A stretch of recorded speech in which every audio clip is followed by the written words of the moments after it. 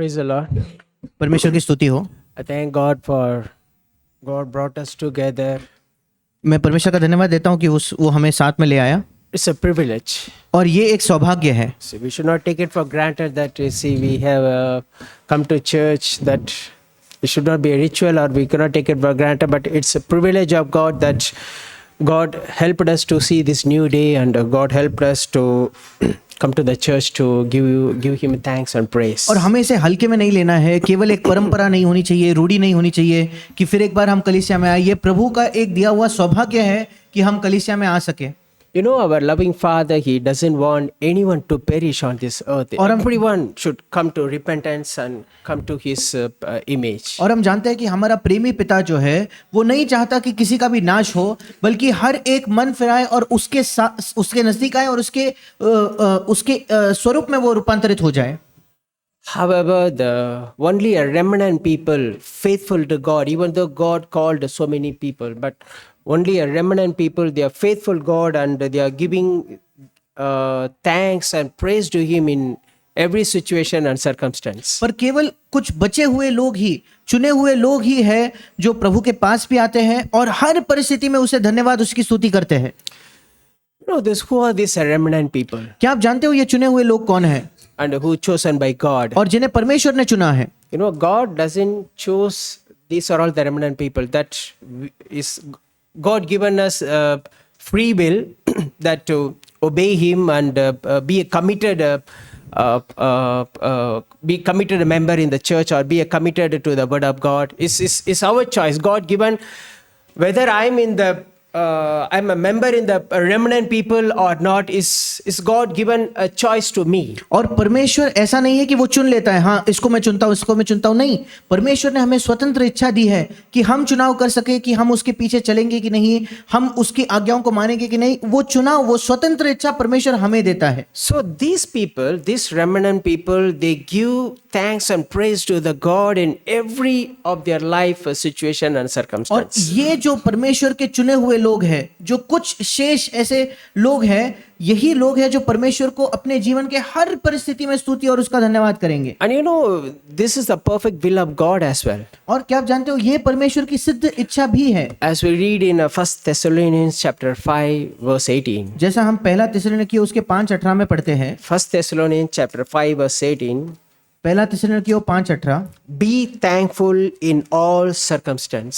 और वहां लिखा है कि सब हर बात में धन्यवाद करो। Be thankful in all circumstance, for this is the God's will for you who belong to Christ Jesus. हर बात में धन्यवाद करो क्योंकि तुम्हारे लिए मसीह यीशु में परमेश्वर की यही इच्छा है। You see, it's very easy to give thanks when everything goes well as per our wish, as per what we want. God provided a good job, God provided a house, car, and God's provided all our needs. When we are healthy, then it's very easy to give thanks to the God. But think of your trials, and when God allow you to go through sometimes some difficulties, or we still be thankful in that moment. और प्रभु को धन्यवाद देना तब जब हमारे जीवन में सारी चीजें सही है, उसने अच्छी नौकरी दी है, सब कुछ हमारे जीवन में सही चल रहा है, तब बहुत आसान है प्रभु को धन्यवाद देना। पर उन समयों में सोचिए जब आपकी पीड़ा चल रही है, आपके कष्ट, आप कठिनाइयों से जा रहे हो, तब क्या हम प्रभु का धन्यवाद करते हैं क्या? See, that is a test. ये परीक्षा है। So may God help us. It's not we can't do that on our own. So that's why we need the fullness of the Holy Spirit. The Holy Spirit will prompt us, give Him thanks. ये to हमारी God ये परीक्षा in है। every situation. हमें ध्यान रखना है क्योंकि हम अपने आप से ये नहीं कर सकते। पवित्र आत्मा हमारी सहायता करेगा कि सब परिस्थितियों में हम प्रभु का धन्यवाद करें। Turn with me Isaiah chapter 43 verse 21. मेरे साथ निकालिए यशायाह उसका 43 उसका 21 वचन। Isaiah chapter 43 verse 21. यशायाह उसका 43 अध्याय 21 वचन। The people whom I formed for myself will declare my praise. वहां लिखा है इस प्रजा को मैंने अपने लिए बनाया है कि वे मेरा गुणानुवाद करे या वे मेरी स्तुति करे। See, these are all the remnant people who God chose, and they are the bold witness for Christ.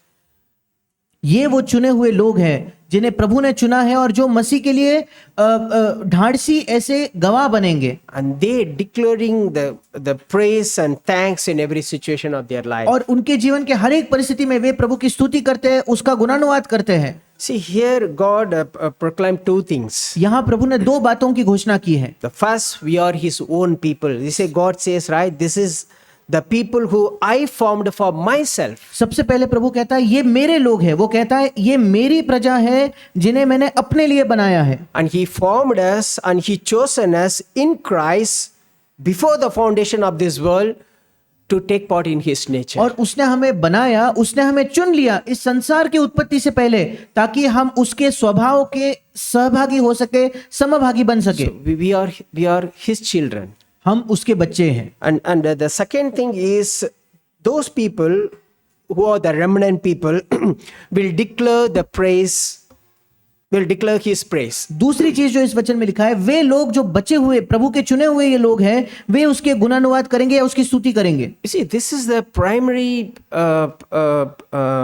purpose of God, that we are His people and He wants us to be a witness for Christ on this earth by giving thanks and praise to Him in every situation. परमेश्वर का हमारे बनाने के पीछे का प्राथमिक उद्देश्य ये है कि उसने हमें बनाया है ताकि इस पृथ्वी पर हम उसकी प्रजा बने और हर परिस्थिति में उसका हम धन्यवाद देते It हैं। doesn't matter whether it's a joyful moment or whether it's trials or in every situation, God expects praise and thanksgiving from us. कोई फर्क नहीं पड़ता अगर वो खुशी का मौका हो या हमारे जीवन में कोई कठिनाई या परेशानियां चल रही है, फिर भी प्रभु हमसे अपेक्षा यही करते कि हम उसकी स्तुति करें। You see, that's a faith. That's if we give thanks and praise to Him in our difficult times, that shows that how much we love our God, that we believe that we have a Father who is in heaven, who cares for us, and by faith we are giving a thanks to God. और ये हमारा विश्वास है, क्योंकि जब हम कठिनाइयों में प्रभु की स्तुति करते हैं तो इस बात को ये साबित करता है कि हम अपने प्रेमी पिता पर विश्वास करते हैं कि हमारा एक प्रेमी पिता है जिसने हमारे जीवन में इसकी अनुमति दी है। So who will worry and depress and disappoint and going through all the sadness? Whose people? The people who are orphans. They don't have anyone to care, and that people will worry what will happen today, what will happen tomorrow, because they don't have any resources. That people will worry, but we have the resource which provided by God, and we have a Father who loves us and who cares for us, who's sitting on throne. जब कठिन परिस्थिति आते हैं तो कौन वे लोग हैं जो चिंता करने लगेंगे, निराशा में डूब जाएंगे, आशाहीन हो जाएंगे? ये वही लोग हैं जो अनाथ है, जिनके पास कोई सहायता नहीं है, जिनके पास मुड़ने के लिए कोई व्यक्ति है नहीं, सहायता मांगने के लिए कोई नहीं, जो बिल्कुल भी जिनके पास कोई संसाधन नहीं है, जो निराधार है। पर हम, क्योंकि हम प्रभु का, ये परमेश्वर हमारा प्रेम पिता है, हमारे पास सारे प्रावधान उपलब्ध है, इसलिए हम चिंता नहीं करेंगे बल्कि हम उसकी स्तुति कर सकेंगे। So we can talk. We can see the characteristics of the remnant people in Revelation chapter 14. Turn with me, Revelation chapter 14. जो चुने हुए लोग हैं उनके जो गुण हैं उनको हम देख सकते हैं प्रकाशित वाक्य उसके 14 अध्याय में। Revelation chapter 14 verse 1. प्रकाशित वाक्य उसका 14 अध्याय पहला वचन। Then I looked, and behold, the Lamb was standing on Mount Zion. फिर And मैंने with दृष्टि him की और 144,000. So who are the remnant people faithful to the Lamb of God, having his name and the name of his Father written on their foreheads. और फिर मैंने दृष्टि की कि और देखो वह मेमना सियोन पहाड़ पर खड़ा है और उसके साथ 1,44,000 जन है, मतलब ये परमेश्वर के चुने हुए लोग हैं जिनके माथे पर उसका और उसके पिता का नाम लिखा हुआ है। You see, their name on the forehead is a symbolic meaning of that we are the bold witness for Christ in our workplace, in our family, in our among our relatives. So we are not feel shame to say that I'm a Christian, I'm a follower of Christ. We become bold witness for Christ in every place. और परमेश्वर का नाम माथे पर लिखा होने का मतलब है कि हम मसीह के लिए निडर या ढाढ़सी ऐसे गवाह होते हैं हमारे रिश्तेदारों के बीच, हमारे काम की जगह, हमें उसकी शर्म नहीं आती, हम निडर होकर कहते हैं हाँ हम मसीही हैं। In verse 3, तीसरे वचन में, and they sang a new song before the throne and before the four living creatures and the elders. तीसरे वचन में वे सिंहासन के सामने और चारों प्राणियों और प्राचीनों के सामने एक नया गीत गा रहे थे। And no one could learn the song except the 144,000 who had been purchased from the earth. उन 1,44,000 जनों को छोड़ जो पृथ्वी पर से मोल लिए गए थे, कोई वो गीत न सीख सकता था। You see, this remnant people learned this new song on this earth. और ये जो प्रभु के चुने हुए शेष लोग थे, इन्होंने इस नए गीत को यहाँ इस पृथ्वी पर सीख लिया था। What is this new song? अब ये नया गीत क्या है? The new song is giving thanks and praise to Him by believing God and being faithful to the Lamb of God in every situation और of their life. नया गीत गाना है प्रभु पर विश्वास करना और उनके जीवन के हर परिस्थिति में प्रभु के प्रति विश्वास योग्य रहना, Without any complaint, without any murmur, बिना किसी शिकायत के, बिना किसी कुड़कुड़ाहट के, about a wife or husband or children or about a boss in company or in the school or teachers. There is no complaint, there is no murmur, complaint about anyone, because believing that is God is permitting everything in my life is for my good. पत्नी के बारे में या पति के बारे में कोई शिकायत नहीं, या काम की जगह किसी के बारे में शिकायत नहीं, ये विश्वास करते हुए कि जो भी मेरे जीवन में हो रहा है प्रभु ने मेरे भलाई के लिए उसकी अनुमति दी है। And in verse 4, चौथे वचन में, these are the ones who have not been defiled with woman. ये वे हैं जो स्त्रियों के साथ अशुद्ध नहीं हुए। I mean, not defiled by this world. The woman is called this world. So we are not defiled by this world, because we are the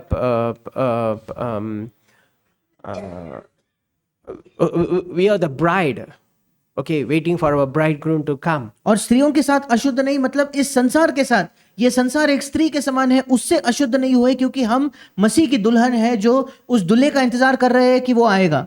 And they have kept themselves chaste. That means they are the pure virgin devoted to Christ. और वे कुंवारे हैं, मतलब वे शुद्ध, अपने आप को उन्होंने कुंवारी बनाकर रखा है, मसीह के लिए वे समर्पित है। And these are all the ones who follow the Lamb wherever he goes. ये वे हैं कि जहां जहां मेमना जाता है वे उसके पीछे हो लेते हैं। That means wherever the Lord leading, he do these people do the will of God, not their own will, but they do the will of God in their life. इसका मतलब जहां कहीं प्रभु जाता है उसके पीछे वे हो लेते हैं, मतलब जो भी प्रभु की इच्छा है वो उनके जीवन में उसकी अनुमति देते हैं। So these have been purchased by the blood of Christ. और ऐसा लिखा है कि वे मसीह के लहू के द्वारा मोल लिए गए हैं। From among men as a first fruit of God और unto the Lamb. परमेश्वर के निमित्त पहले फल होने के लिए मनुष्यों में से वे मोल लिए गए हैं। And no lies was found in their mouth, and they are blameless. पांचवें वचन, उनके मुंह से कभी झूठ न निकला था, वे निर्दोष है। You see, these are all the remnant people who walk on this earth, and they are not defiled by any of these worldly things, by take part any of these worldly systems, or be a pure virgin for Christ. ये वो बचे हुए लोग हैं जिन्होंने अपने आप को शुद्ध रखा है इस संसार से, इस संसार की दुष्ट प्रणाली से उन्होंने अपने आप को अशुद्ध नहीं किया है, मसीह के लिए उन्होंने अपने आप को एक शुद्ध कुंवारी बन के बचाए रखा है। And we can meditate a few of these the godly men who stand for God and took victory through praise and thanksgiving in their every situation of their life. कुछ ईश्वरीय लोगों पर हम मनन कर सकते हैं जिन्होंने परमेश्वर की स्तुति करने के द्वारा उनके जीवन में उन्हें विजय प्राप्त हुआ। Okay, we see how the Jehoshaphat, हम देखेंगे कैसे राजा यहोशापात के विषय में। 2 Chronicles chapter 20 verse 17. दूसरा इतिहास उसका 20 अध्याय 17 वचन। Turn with me 2 Chronicles chapter 20. दूसरा इतिहास उसका 20 वचन। You know, when 20 अध्याय। when the enemies come against Judah, जब सारे शत्रु यहूदा के खिलाफ आ गए थे, okay, the word of God came to prophet Zechariah, और परमेश्वर का वचन जकरिया नबी के पास आता है, and he told the same to the king Jehoshaphat. और उसने राजा यहोशापात से कहा, And verse 17, 17 वचन में, but you will not even need to fight. तुम्हें इस लड़ाई में लड़ना न होगा, Take your position, तुम अपना जगह ले लेना, then stand still and watch the Lord's victory. He is with you, O people of Judah and Jerusalem. Do not be afraid or discouraged.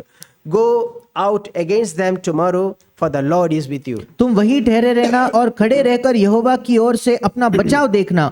मत डरो और तुम्हारा मन कच्चा न हो, कल उनका सामना करने को चलना और यहोवा तुम्हारे साथ रहेगा। In verse 21, 21 वचन में, after consulting the people, the king appointed singers to walk ahead of the army, singing to the Lord and praising him for his holy splendor. तब उसने प्रजा के साथ सम्मति करके कितनों को ठहराया जो कि पवित्रता से शोभायमान होकर हथियार बंदों के आगे आगे चलते हुए यहोवा के गीत गाए और ये कहते हुए उसकी स्तुति करे। This is what they sang. Give thanks to the Lord, his faithful love endures forever. यहोवा का धन्यवाद करो क्योंकि उसकी करुणा सदा की है। You see what King Jehoshaphat did? और यहाँ राजा यहोशापात ने क्या किया? You see, he as per the Lord's guidance and through the prophet Zechariah, so he put all this the choir in front of the army. और परमेश्वर के मार्गदर्शन के अनुसार ये गीत गाने वालों को उसने सेना के सबसे आगे पंक्ति में खड़ा किया। And they are singing, they are praising to God and giving thanks to God. So through that they took a victory. और वे स्तुति गा रहे थे, वे गा रहे थे, प्रभु का धन्यवाद दे रहे थे, उसके द्वारा उनको विजय हासिल हुई। And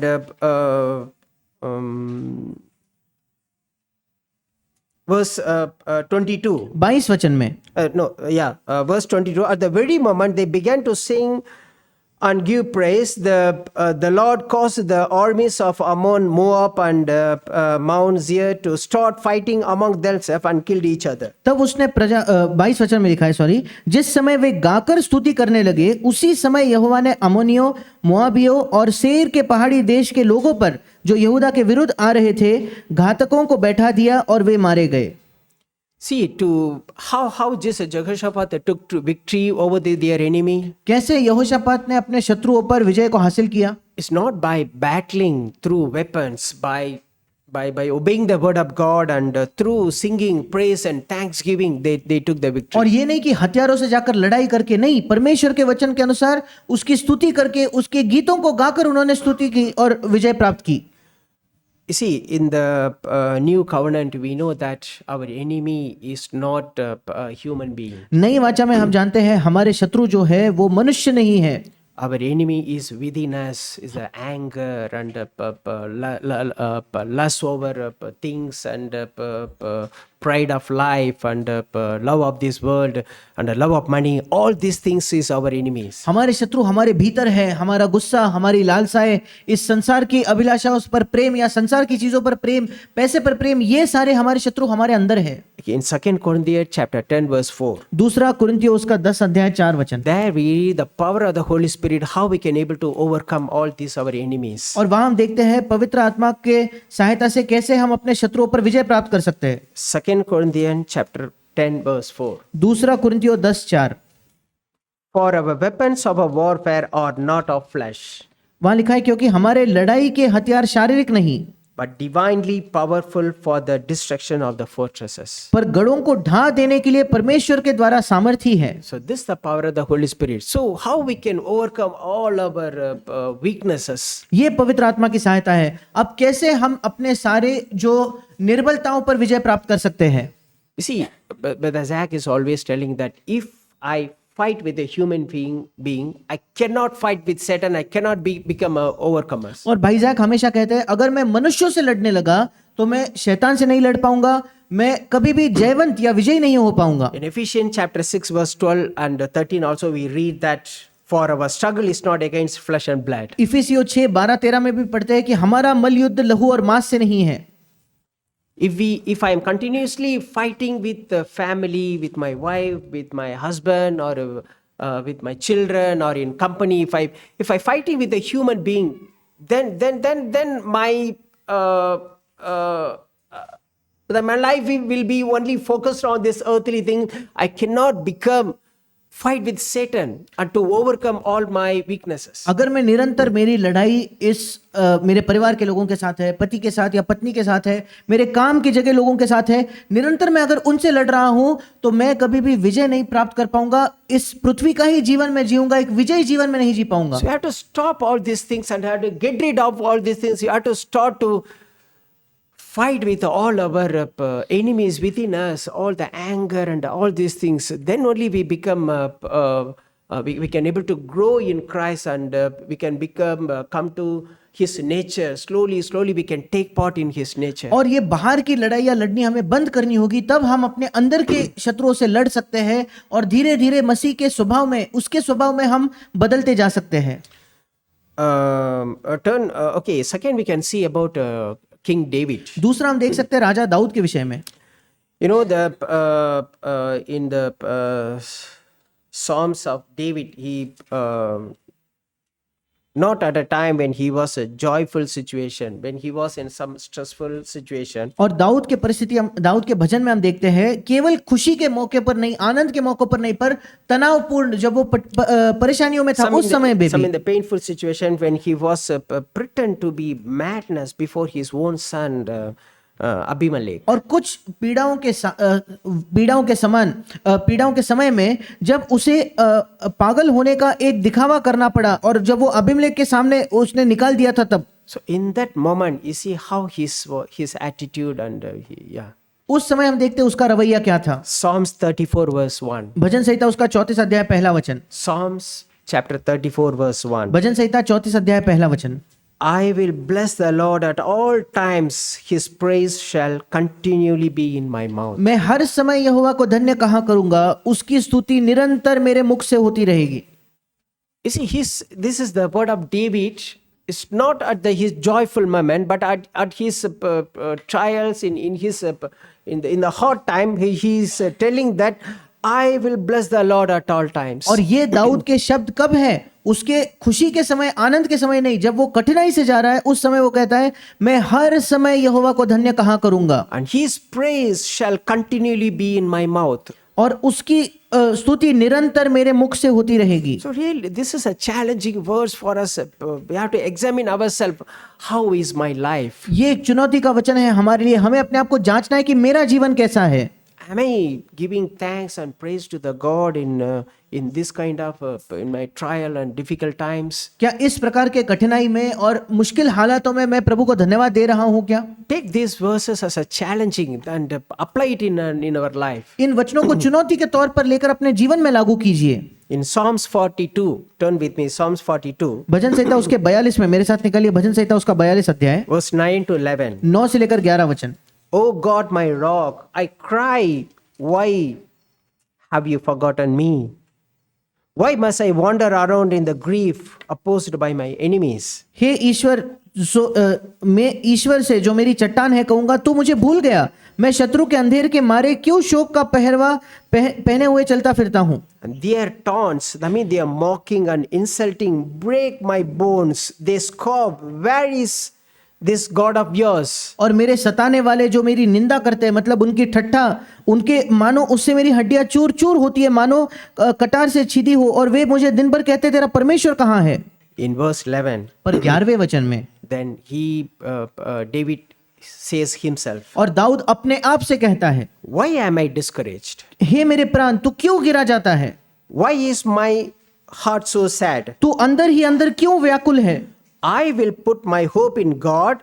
परमेश्वर पर भरोसा रख, I will praise him again, my savior and my God. क्योंकि वह मेरे मुख की चमक और मेरा परमेश्वर है, मैं फिर उसका धन्यवाद करूंगा। So this is my will. I can able to declare, I can decide, I can come to some discipline in my life. I can say I will not discouraged. I will not go into depression in any of my life. That you see, this is a situation of David. He was under stress and under too many problems. Then he say himself that why discouraged? और ये मेरी Why my इच्छा, heart is so sad? मैं यहाँ अपने इच्छा का प्रयोग करता हूँ। मैं अपने आप से कहता हूँ नहीं, क्यों तू इतना शोक में है, क्यों इतने दुख में है? मैं निराश नहीं होने वाला, मैं डिप्रेशन में नहीं रहने वाला। क्यों? वो अपने आप से पूछता है कि तू क्यों अंदर के अंदर व्याकुल है? I will put my hope in God. और वो कहता है परमेश्वर पर भरोसा रख। I will trust in God. I believe in God. I know my Father who is in heaven, sitting on throne. मैं प्रभु पर भरोसा करता हूँ। मैं अपने परमेश्वर को जानता हूँ जो सिंहासन पर बैठा हुआ Then है। I will praise him again. और मैं फिर से उसका My धन्यवाद Savior करूंगा। and my God. और वही मेरा उद्धार है और मेरा परमेश्वर है। Take all these verses as a challenging verse, apply it in our life, then God will help us to become overcomers in our life. इन सारे वचनों को चुनौती के तौर पर अपने जीवन में लीजिए और फिर परमेश्वर हमारी सहायता करेगा कि हम जयवंत हो सके। Then we see how Peter and John in their life, how they praise God. और फिर हम देखते हैं कैसे पतरस और यूहन्ना ने अपने जीवन में स्तुति की, परमेश्वर की स्तुति की। You see, when Peter and John brought into council, and they severely beaten because of they preached about Jesus. जब पतरस और यूहन्ना को उस मंडली के सामने लाया गया और उन्हें मारा गया कि क्यों वे यीशु मसीह का सुसमाचार कर रहे थे, They considered it worthy to suffer and rejoicing in Christ. और उन्होंने अपने आप को इस योग्य समझा कि वे परमेश्वर के लिए अपमानित होने के योग्य ठहरे। Turn with me Acts chapter 5 verse 41. प्रेरितों के काम 5वां अध्याय 41 वचन। Acts chapter 5 verse 41. प्रेरितों 5:41। So they went on their way from the presence of the council, rejoicing that they had beaten, considered worthy to suffer shame for his name. 41 वचन, वे इस बात से आनंदित होकर महासभा के सामने से चले गए कि हम उसके नाम के लिए अपमानित होने के योग्य तो ठहरे। I believe that surely they've given thanks and praise to the God when they come back from the council. मैं विश्वास करता हूँ महासभा से लौट कर आने के बाद उन्होंने प्रभु को धन्यवाद दिया होगा, उसकी स्तुति की होगी। Because here we read they rejoice. How they rejoice? By giving praise and thanks to the God by the way they're rejoicing. और यहाँ लिखा है कि वे आनंदित हुए। कैसे आनंद बनाया होगा? परमेश्वर की स्तुति की होगी, उसको धन्यवाद दिया होगा। Considered worthy to suffer. उन्होंने अपने आप को इस योग्य ठहरा कि वे प्रभु के नाम के लिए अपमानित हो या उसके पीड़ा को सह सके, For his name. उसके नाम के लिए। You see, whenever we suffer for Christ, for the sake of Christ, then we have to take it that it's worthy to suffer for Christ. जब भी हम मसीह की वजह से पीड़ा उठाते हैं, सहते हैं, तब हमें समझना है कि हम इस योग्य बने कि मसीह के लिए हम पीड़ा को सह सके। So whenever we stand for Christ in the school, maybe in the children, when you stand for Christ in the school, or when we stand for Christ among our relatives, when we stand for Christ in our workplace, sometimes we go through some kind of a suffering, then we should not be discouraged. We have to take it this rejoice and is worthy to suffer for Christ, because we will have a reward for that. We are not suffering for reward, but during our suffering, Christ will take into account, then we will have a reward and we have to rejoice for that. और जब भी हम school में सताव का सामना करते हैं या मसीह की वजह से हम खड़े हुए कहीं भी, अपने काम की जगह, अपने परिवार में, और उस वजह से अगर हम सताए जाते हैं तो हमें आनंदित मनाना है। हमारा एक प्रतिफल है। हम प्रतिफल के लिए पीड़ा नहीं सह रहे, पर हमें याद रखना है कि प्रभु उन चीजों को याद रखकर एक दिन हमें उसका प्रतिफल देगा। I take it in personal life, I take it every opportunity that whenever I suffer, even in the family, that sometime whenever the situation like some problem going to burst, then I started to, Lord, I thank you, Lord, help me, Lord, to keep quiet in this moment. Right? So it's a practical life, no? In our life, there is a situations will come that sometime we burst out, and then I pray to Lord, Lord, help me, Lord, thank you for this moment, Lord. Like that, I start to pray and giving thanks within my heart and praising to Him. Then God helped me in many situations. और मैं व्यवहारिक जीवन में भी, अपने जीवन में मैंने देखा है, पारिवारिक परिस्थितियों में कभी कभी जब बिल्कुल मैं फूट कर कुछ बोलने वाला हूं, मैं प्रभु का धन्यवाद करने लगता हूं, प्रभु को कहता हूं, प्रभु मेरी सहायता कर, इस परिस्थिति में मैं चुप रह सकूं, कुछ ना कर सकूं, और ये व्यवहारिक है, और वैसे हम विजय प्राप्त कर सकते I हैं। always confess in my heart, Lord, you are sitting on throne, everything in your control, Lord. Lord, whatever the situation I'm going through, Father, it is in your control. So, Lord, I'm not worried about that. Like that, I'm within my heart, I'm confessing all these things. मैं हमेशा अपने मन में अंगीकार करता हूं कि प्रभु तू सिंहासन पर बैठा है, तू सब चीजों के नियंत्रण में है, और तू मुझे सहायता करेगा। बार बार इन चीजों को मैं अंगीकार करते रहता हूं। Then we can see how Paul and Silas, they took victory. और फिर हम देखते हैं कैसे पौल और सीलास जो थे, उनको विजय हासिल हुआ। We know that the chief magistrate ordered Paul and Silas to be beaten with a rod and throw them into the prison. हम जानते हैं पौलुस और सीलास को उन्हें ये घोषणा की थी कि उन्हें मारकर कोठरी में डाल दिया जाए। In Acts chapter 16, प्रेरितों के काम 16वां अध्याय, Acts chapter 16 verse 23 to 26. प्रेरितों 16वां अध्याय 23 से 26 वचन। They were severely beaten and they were thrown into prison. The jailer was ordered to make sure that they didn't escape. बहुत बेत लगवाकर, मतलब बहुत ज्यादा उन्हें मार पीट कर उन्हें उस बंदीगृह में डाल दिया, और दारोगा को आज्ञा दी कि उन्हें चौकसी से रखे। So the jailer put them into the inner dungeon and clamped their feet in the stocks. और बंदीगृह ने उसने ऐसी आज्ञा दी कि भीतर के कोठरी में उन्हें रखा और उनके पांव भी काट में ठोक दिए। You know, it is not a normal jail. और ये कोई मामूली सा बंदीगृह नहीं था। Inner dungeon, that means full of dark. और ये अंदरूनी कोठरी थी, मतलब अंधकार से भरी हुई। There is no light. वहां कोई ज्योति नहीं है। It's full of dark. It's a dungeon. It's an inner dungeon, and they clamped their feet in the stock. और अंधकार से भरा हुआ, अंदर बिल्कुल अंधकार है, वहां उनके पैर भी जंजीरों में बांध दिए गए हैं। Imagine the situation. It's a very horrible situation. इस परिस्थिति की कल्पना करके देखिए, बहुत बुरी, बहुत बदतर परिस्थिति ये है। But even that moment, पर उस परिस्थिति में भी around midnight, Paul and Silas were praying and singing hymns to the Lord, and the other prisoners were listening. 25 वचन में आधी रात के लगभग पौलुस और सिलास प्रार्थना करते हुए परमेश्वर के भजन गा रहे थे और कैदी उनकी सुन रहे थे। Paul and Silas did not feel sad for they are beaten and they put in the dungeon and all these things. They did not complain or murmur or doing any kind of things. Instead of that, they in the midnight. So you see, in the midnight, that means all the times Paul and Silas meditate about God and they are discussing about God, and they started to they pray and sings hymns. और to God. पौलुस और Silas को मारा गया था, पीटा गया था, पर वे कुड़कुड़ा नहीं रहे थे, शिकायत नहीं कर रहे थे, वे प्रभु की स्तुति कर रहे थे। मतलब पूरे समय उन्होंने एक दूसरे से बात की होगी, मनन किया होगा प्रभु के भलाई के बारे में, और फिर वे उसकी स्तुति कर रहे थे। See, these are all the things Holy Spirit written on the Bible is for us, for our encouragement. ये सारी चीजें पवित्र आत्मा ने बाइबल में लिखी है हमारे लिए, हमारे प्रोत्साहन के लिए। But we are not, God not allowed us this kind of situation for any of us. पर परमेश्वर ने हम में से किसी के जीवन में ऐसी परिस्थिति अब तक नहीं आने दी है। But that equal kind of situations, similar kind of situations comes in our life, that in our family life, in our workplace, or in some other places, this kind of similar kind of incidents may come. So how is our reactions in that moment? पर ऐसे प्रकार की परीक्षाएं, ऐसे ही प्रकार की परिस्थितियां हमारे जीवन में, हमारे काम की जगह आ सकती है, तब हमारी प्रतिक्रिया क्या होती है? You see, the deliverance from the situation, the secret is, this is a secret that they know the secret that they are singing praise and thanks to the God. Then in verse 26, suddenly there was a massive earthquake, and the prisoners was the prison was shaken to this foundation. All the doors immediately flew open, and the chains of every prisoners fell off. परिस्थिति के से छुटकारा पाने का रहस्य यही है कि हम उसकी स्तुति करें। और वहां 26 वचन में लिखा है, इतने में एकाएक बड़ा भूकंप आया, यहां तक कि बंदीगृह की नींव हिल गई और तुरंत सब द्वार खुल गए और सबके बंधन खुल पड़े। Also, there is an anointing. You see, when we give thanks and praise to the God, there is an anointing comes upon us or come within us. That's break all our bondages and the yokes. जब हम परमेश्वर का धन्यवाद देंगे, उसकी स्तुति करेंगे, तो एक अभिषेक है जो हम पर आता है, वो हमारे सारे बंधनों को, सारे जुए को, हमारे ऊपर जो भी जुआ है उसे तोड़ देता है।